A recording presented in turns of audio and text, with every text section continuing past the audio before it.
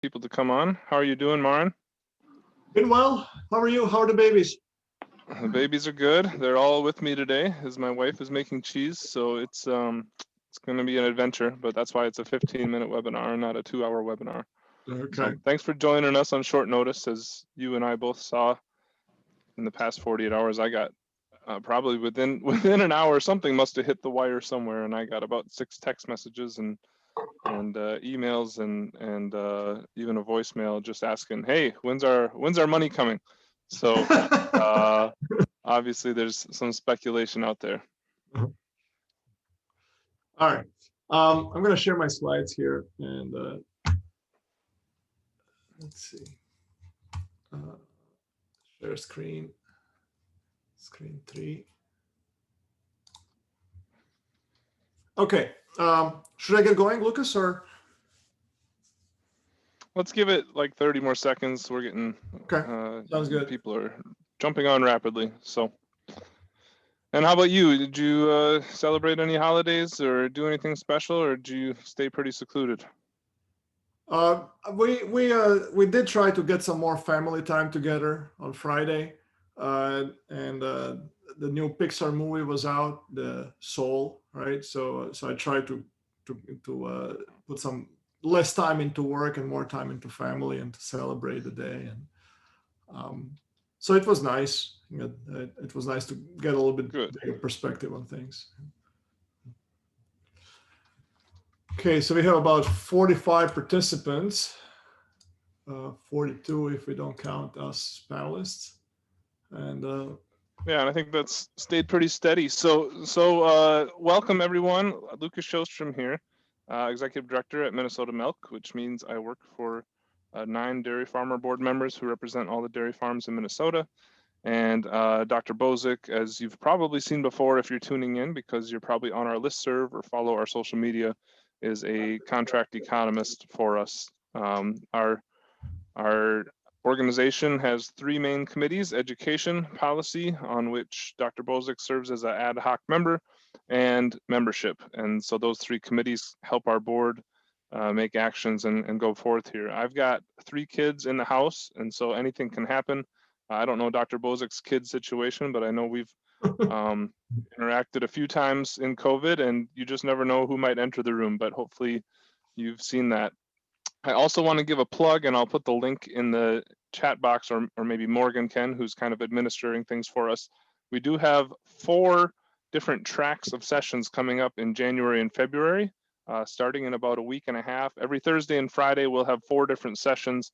So if you're interested in production, interested in policy, interested in conservation, or interested in people management, you can sign up for all 4 tracks if you're a Minnesota Milk member or associate member. If you're not, it's $100 for all around 28 sessions, and we will maybe add more in March. We're just taking 1 week off. So wanted to give a quick plug for that, but Marin and I were receiving questions yesterday, as we had said, and just wanted to address what's in the stimulus bill, if anything. Go ahead, Dr. Bozic. Thanks for joining us. Thank you, Lucas. And just like Lucas, I also have a little baby at home, and he is 15 months, so a little bit older than Lucas's kid. He can be quite loud. Currently, he's quiet, but I do apologize in advance if there's some background noise. They're not complaining about stimulus; they're just not, old enough to understand it.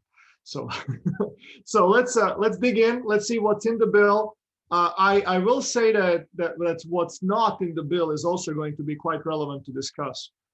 So I'll try to provide you with a context, and in some points you will find the details lacking because nobody knows them yet. But I will give you my guess of what's going to happen. Also, I'm monitoring chat here on the side as I'm talking. So if you put in a question in the chat. If you type in a question in the chat, I'll see it right away and I can address it right away. Or Lucas, you can also, if I fail to read it, please do interrupt me, and we can address any questions as we go along.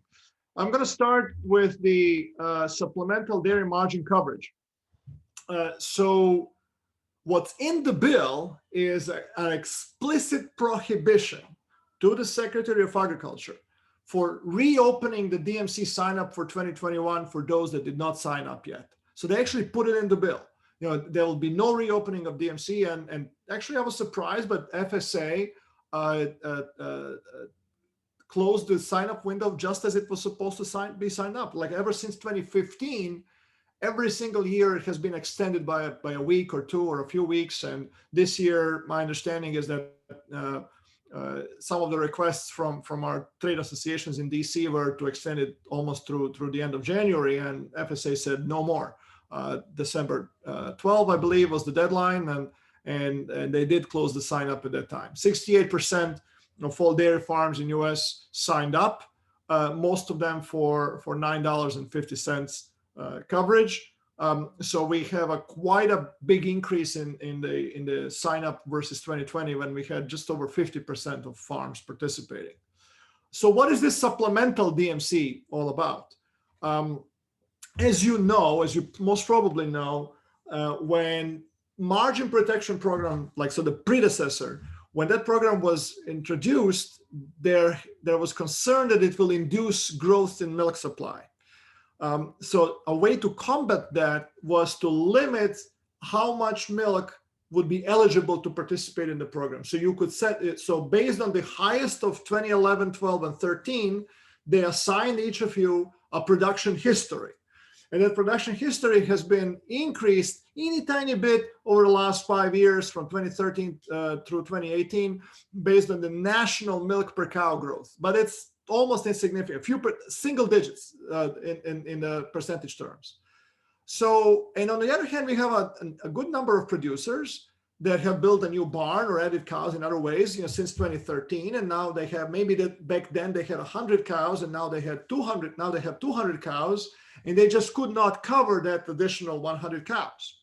So, supplemental dairy margin coverage allows producers that have grown since 2013 to add more pounds to their tier 1 coverage.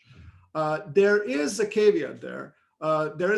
So if you have grown beyond your annual production being 5 million pounds, you cannot make use of this relief bill stipulation. So if you have grown your milk production, but your total 2019 milk production is not more than 5 million pounds, then you can cover 3/4 of that growth between 2013 and 2019. That's the whole point here.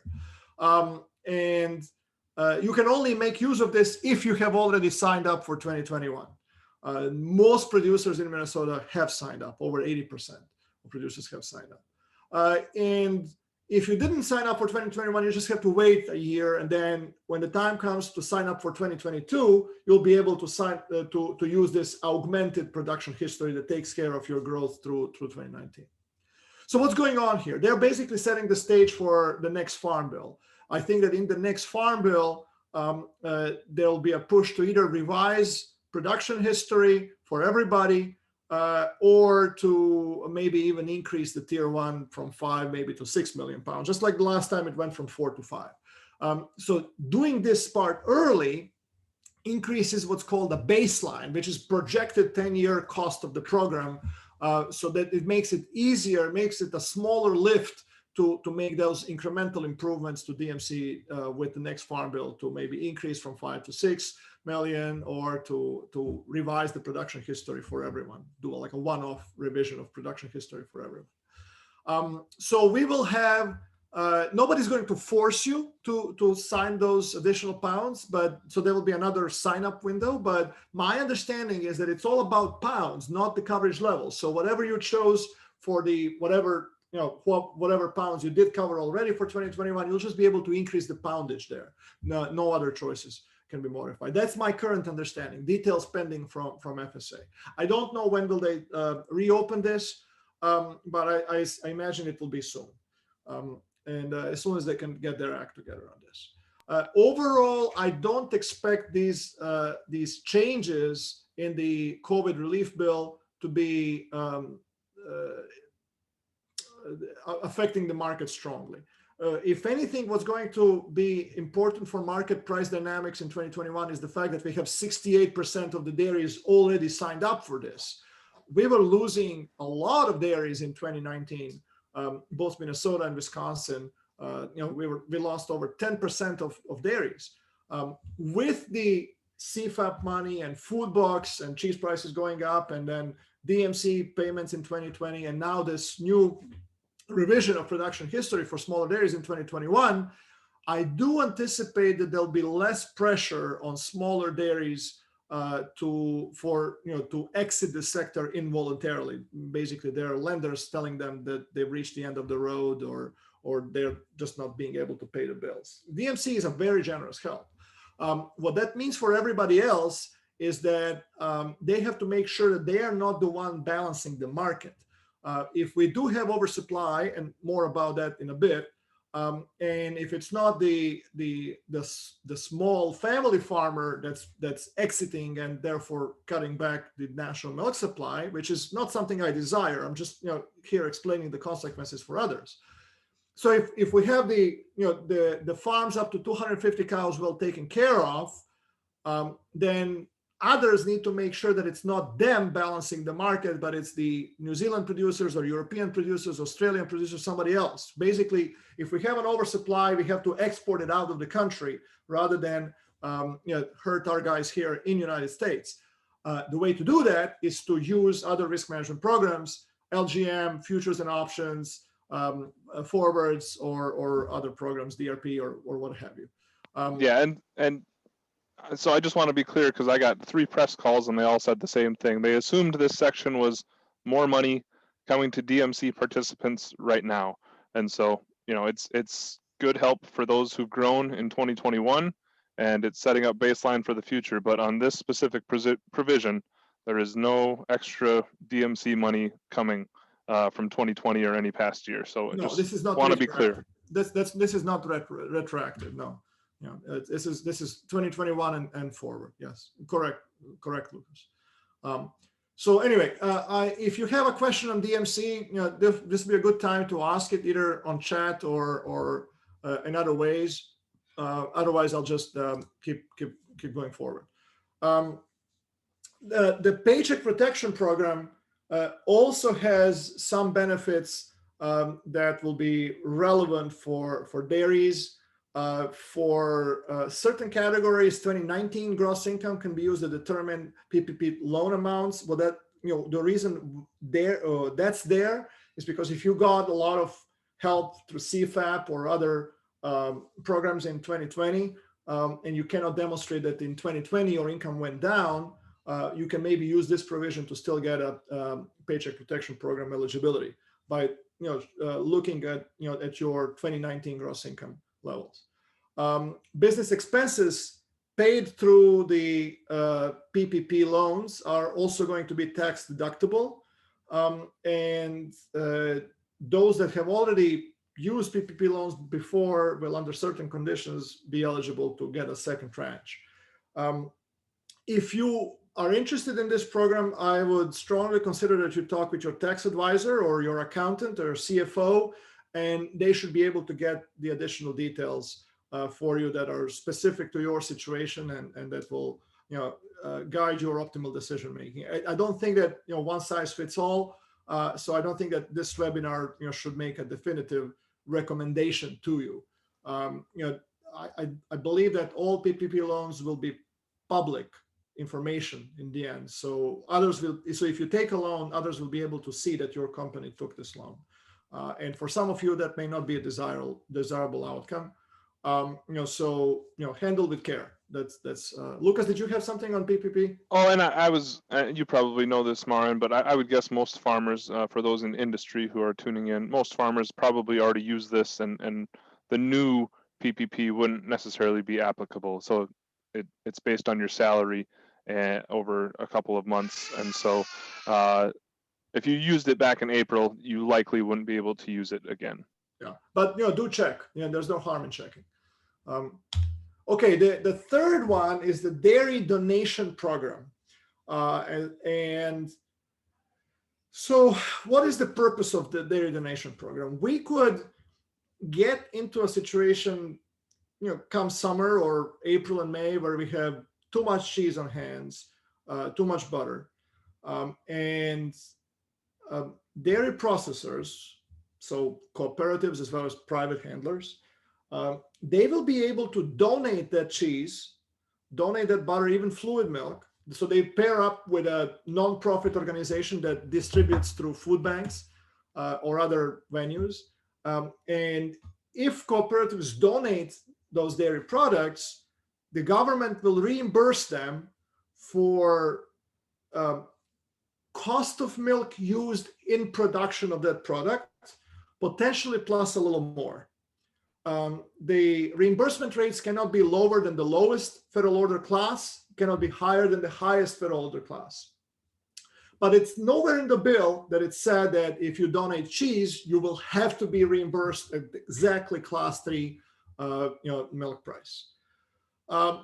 This is, the details of this are going to be more relevant to processors, and I assure you they're already, on it. What is relevant for you as a dairy farmer directly is that this may prevent some of the overhang in inventories, because let's say that you ship your milk to your co-op and your co-op makes cheese, but they cannot sell it right away because there's too much cheese on the market, and then the value of their inventory goes down. Well, using the donation program, they can get rid of that inventory if they find a partner that's going to distribute it through the food banks, and then they can recover some of that input cost that they paid you already for that milk.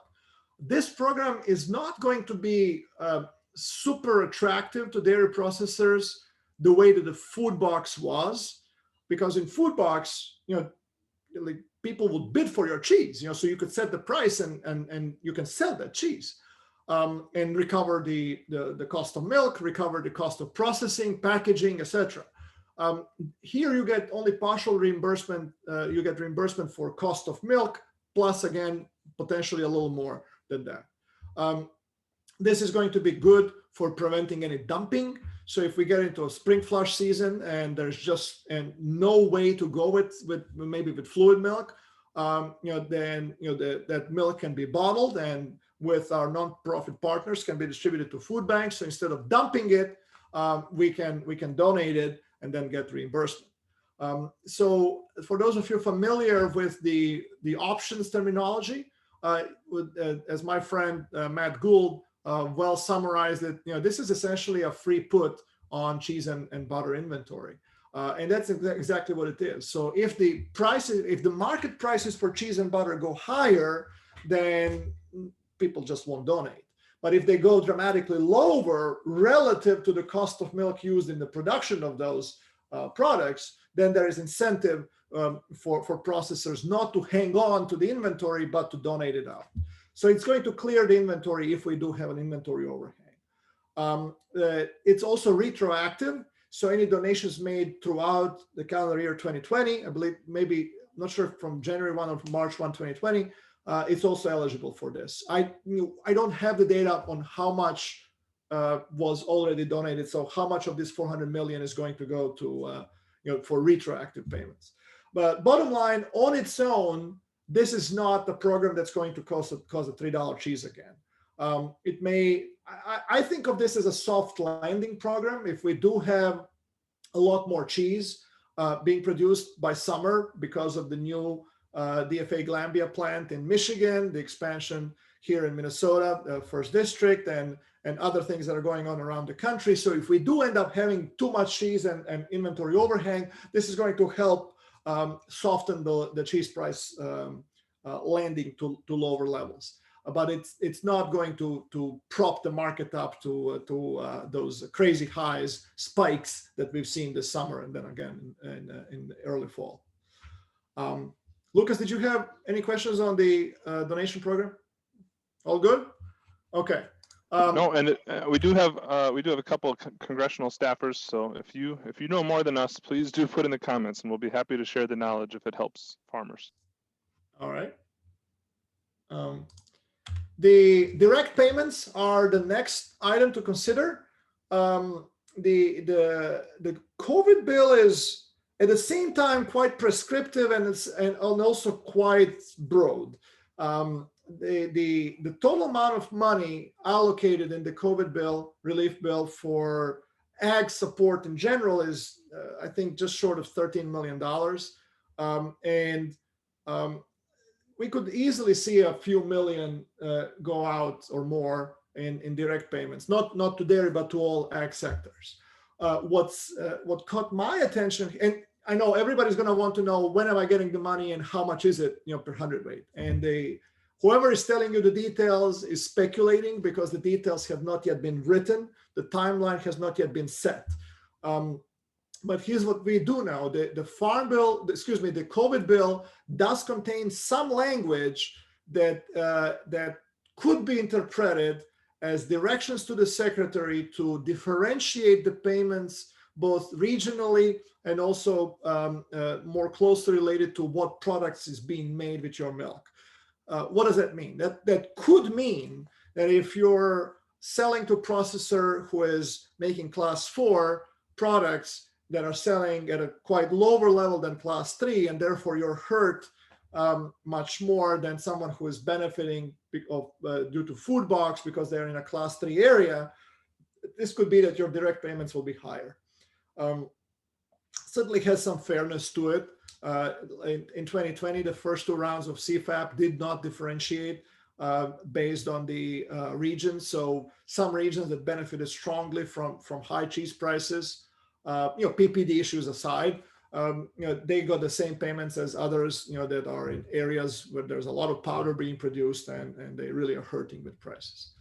The direct payments cannot exceed 80% of producers' loss, which basically means nothing, because it's all about how you define the loss, right? And if the USDA knows that they have to spend a certain amount of money on direct payments, they'll get very creative in defining what the loss is, as they were creative in 2020, when the drop in May futures was seen as a appropriate proxy for dairy losses in January, February, March, and April.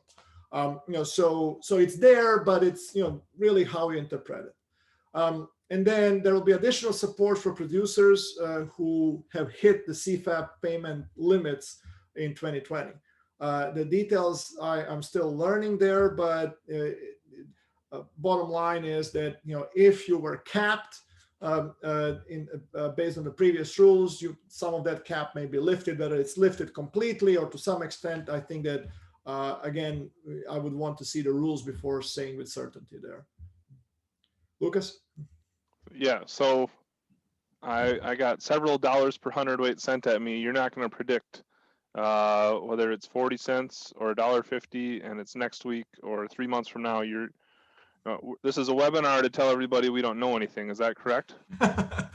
I think that this is a webinar to tell everybody not to get too relaxed, with 2021, just because there is a COVID bill. And that's if I have one message, it's not what you're getting, it's what you're not getting, and that's a few slides down the road. So, okay. This is the market reaction to the food purchases announcement. Is our last 2 weeks.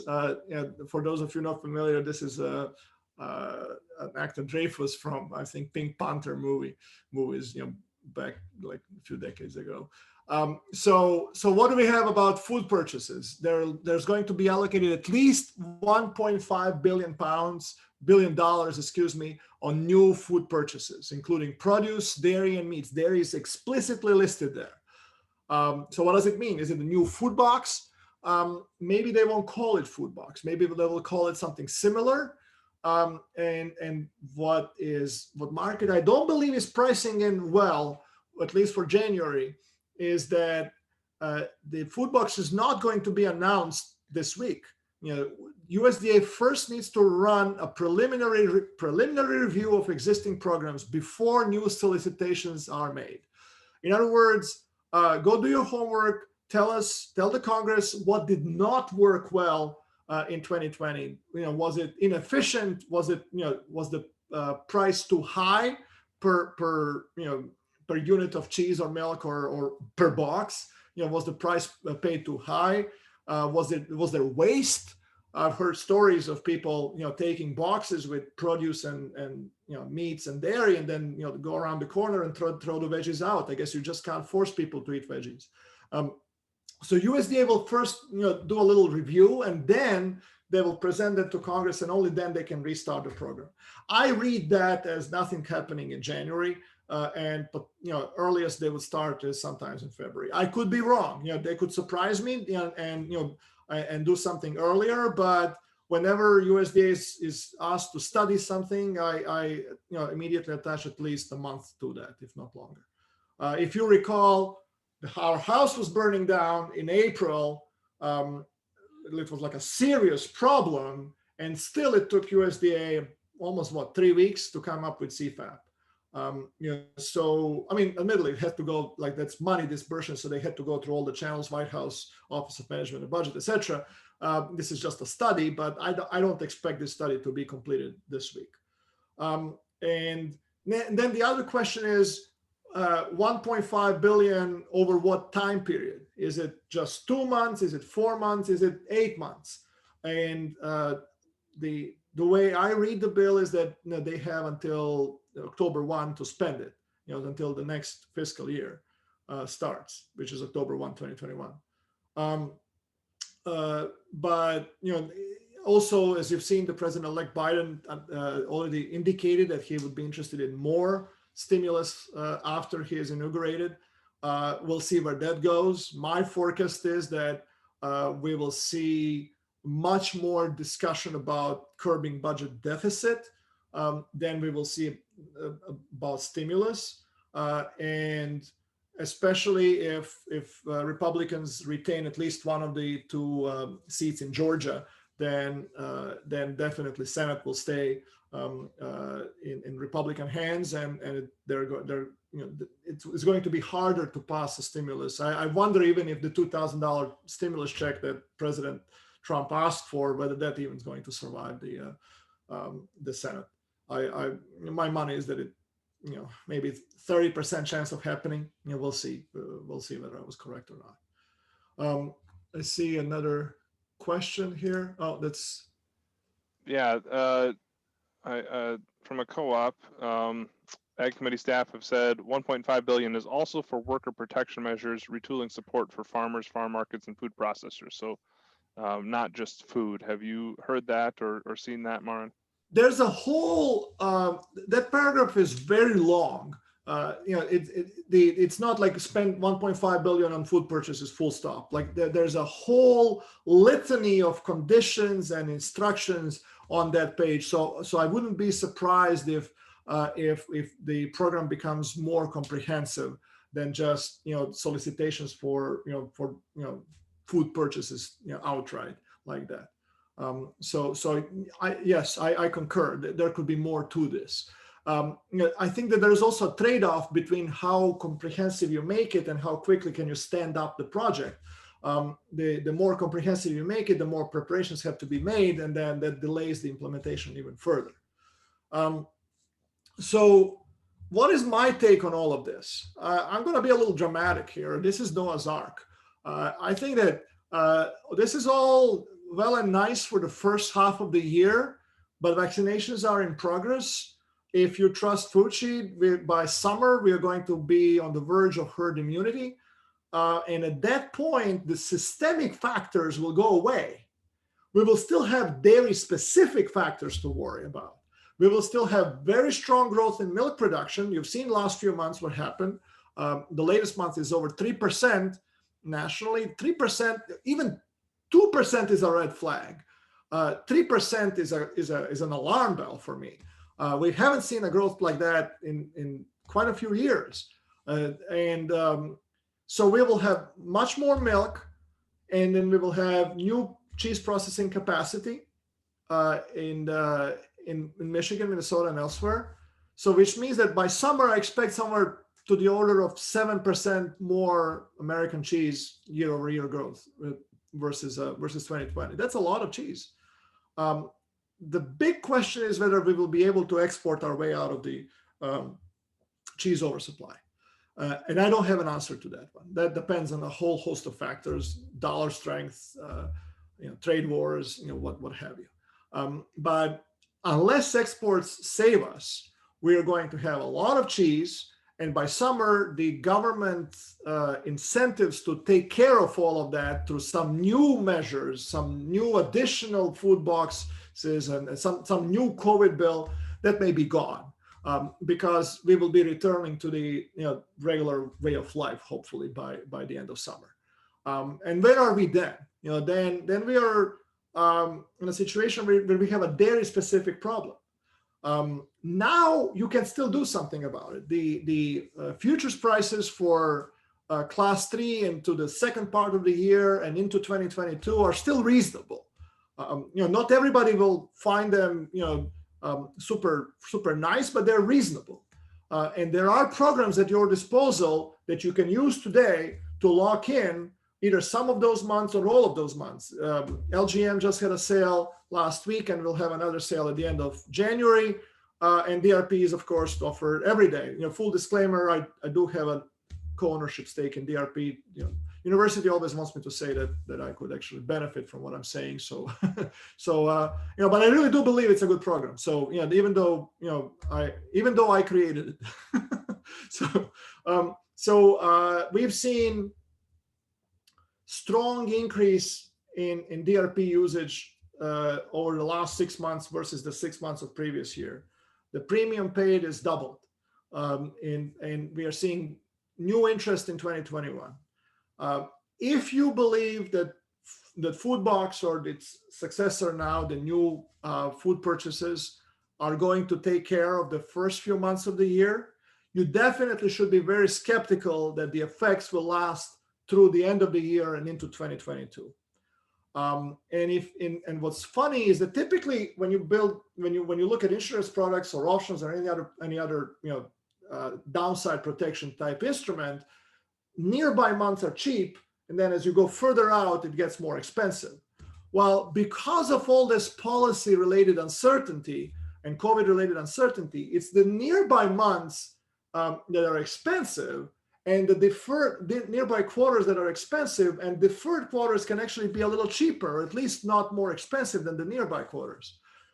So everything that I've seen points out that now is the time to look into more distant hedging for the rest of 2021 and potentially into 2022. So do plan ahead, because again, government has been very generous to the dairy sector in 2020 because we had a system-wide shock, and we will continue to have that help, for example, probably for a few more months into 2021, potentially through the spring of 2021.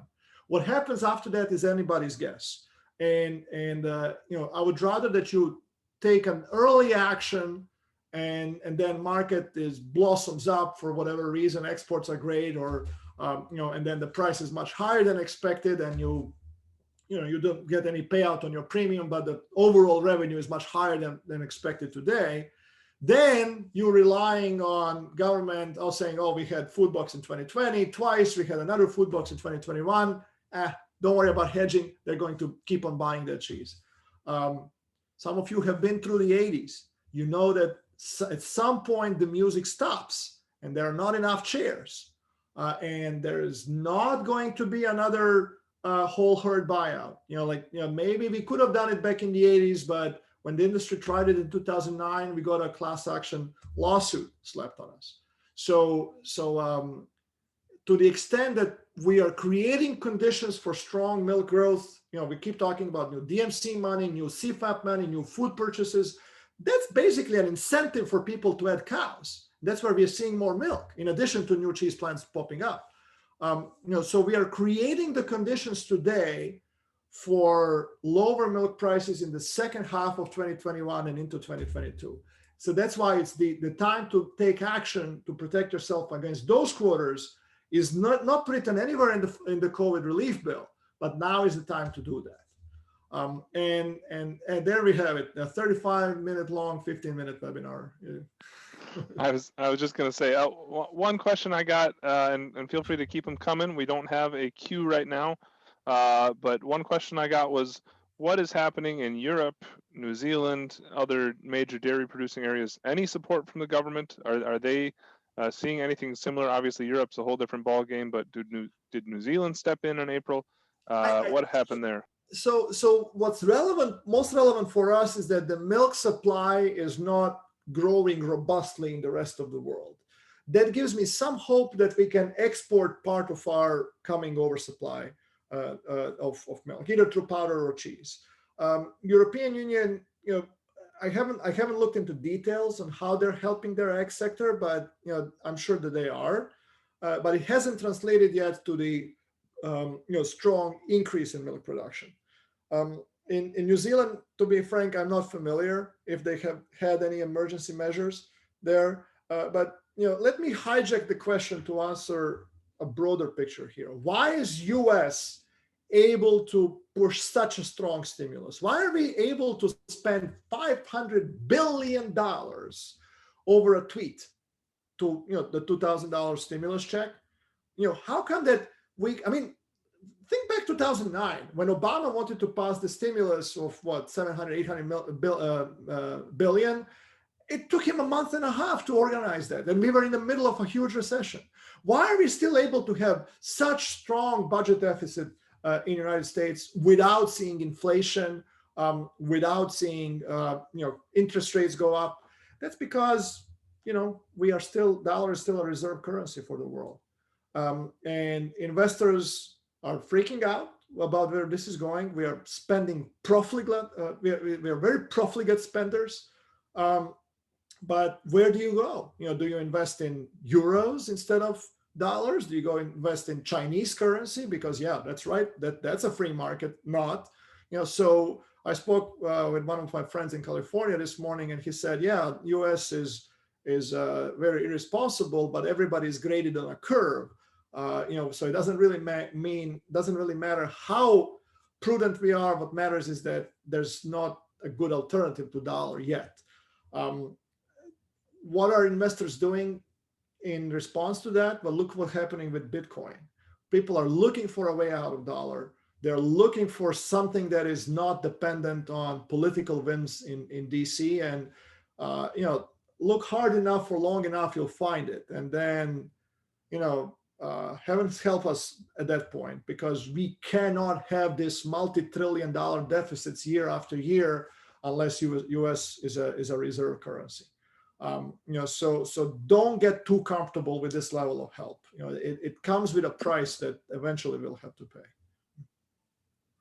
Another question that came in, sense of timing when farmers will go into FSA to update history. And I'll just say before you answer or while you think, Marin, remember when we switch administrations like this, I'll say we gave him our Policymaker of the Year award. Joe Martin, our state FSA director, has been fantastic, but he was appointed by a Republican administration. And so therefore every state FSA office in the country has to redo that appointment. They could pick the same person. So there's some political processes that need to take place, and that takes several months. That doesn't necessarily stop the programs, but I would say it definitely does slow down the streamlining. So just know that that's all going on in the background. Marin, any ideas on when people can update history? I think you hit the nail on the head. I think that the fact that we are having a transition here in the next 3-4 weeks starting, I think that is going to slow down some of the processes that would otherwise be happening faster.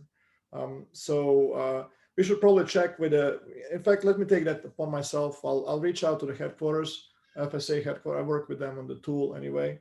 I'll reach out to the FSA headquarters and check in on that. And then if we have something that's newsworthy, we'll push it out in the new next Minnesota Milk Minute. Sounds good. Another question I got was, if you're at 5.1 million, can you sign up for 4.9? I'm sure there's going to be a small sliver of people in that boat who are penalized for being just over. As I read it, it didn't really make sense. But have you heard anything about that? My reading of the bill is that you're out of luck. If I wanted to be a little, paranoid, I would say that, every good solution first needs a crisis. So maybe this was a little bit of a manufactured crisis to create new pressure in 2023 to revise the farm bill again. But my reading of the bill is that, like, if you have grown from 3 to 4.5, you can cover that 1.5 million or 75% of that. If you have grown from 3 to 5.1, that you're over 5, and therefore you cannot cover any of that increase, above 3.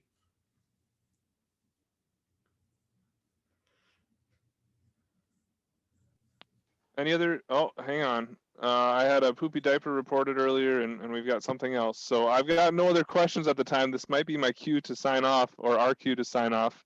But there's nothing else in the chat. There's your 41-minute, 15-minute webinar. Marin, any closing comments? Again, thanks to everybody for joining.